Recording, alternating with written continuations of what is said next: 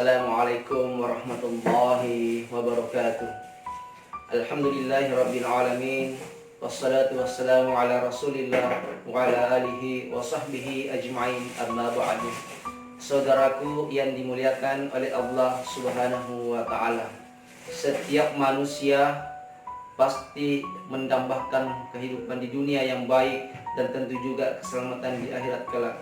Karena itu manusia berusaha semaksimal mungkin melakukan amalan-amalan yang terbaik di dunia sehingga dia bisa mendapatkan ridho Allah subhanahu wa ta'ala. Akan tetapi perlu kita memahami, saudaraku yang dimuliakan Allah, bahwa ketika manusia telah meninggal dunia, maka terputuslah seluruh amal ibadahnya. Orang yang dulunya rajin sholat, maka ketika meninggal dunia tidak bisa lagi melakukan sholat.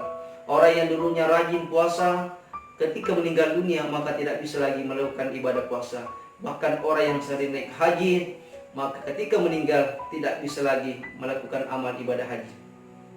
Karena itu Rasulullah SAW mengingatkan dan menyampaikan kepada kita semua bahwa ada 3 amalan yang tidak akan pernah terputus sekalipun kita sudah meninggal dunia. Rasulullah SAW bersabda, "Idza mata banu Adam inqata'a amaluhu."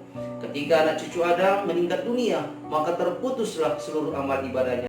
Illa min salasi, kecuali 3 amal yang tidak akan terputus. Apakah itu? Yang pertama, sedekahun jariyah. Sedekahun jariyah ini salah satu amalan yang tidak akan pernah terputus pahalanya sekalipun kita sudah meninggal dunia 1, 2, sampai 10 tahun, bahkan ratusan tahun tidak akan pernah terputus. Apakah sesungguhnya sedekahun jariyah itu? Ya, sedekahun jariyah adalah sedekah kita selama hidup di dunia yang bermanfaat dan orang manfaatkan sampai pun kita meninggal dunia. Contohnya adalah ketika kita membangun masjid, maka selama masjid itu digunakan, maka selama itu pula kita mendapatkan pahala dari masjid tersebut. Kemudian kita membangun pondok pesantren, ya, maka selama pesantren itu digunakan dalam kebaikan, maka selama itu pula kita akan mendapatkan pahala. Karena itu saudara yang dimuliakan oleh Allah Subhanahu wa ta'ala, tidak ada salahnya ketika kita mempunyai harta yang lebih, kita membangun masjid, kita membangun pondok pesantren, membangun panti asuhan, maka itulah nanti yang akan menjadi amalan jariah yang tidak akan pernah putus amalnya. Yang kedua, yang tidak pernah terputus pahalanya adalah amalan ketika kita mempunyai ilmu pengetahuan atau ilmu yang tabahu bihi. Ilmu yang kita amalkan, kita ajarkan, maka selama ilmu itu digunakan kepada orang yang kita ajarkan, maka selama itu pula kita mendapatkan pahalanya. Guru atau dosen yang memberikan ilmu kepada siswanya, kepada mahasiswanya, maka selama ilmunya itu dimanfaatkan, maka selama itu pula mendapatkan pahala sekalipun sudah meninggal dunia. Karena itu untuk memberikan ilmu kepada orang lain, tidak mesti kita menjadi guru, tidak mesti kita menjadi dosen. Ya, biarpun sedikit ilmu kita, ketika mampu kita mengamalkan kepada kebaikan, mengajak orang mendekatkan diri kepada Allah, maka itulah ilmu yang bisa menjadi amal jariah di kelak nanti ketika kita sudah tiada.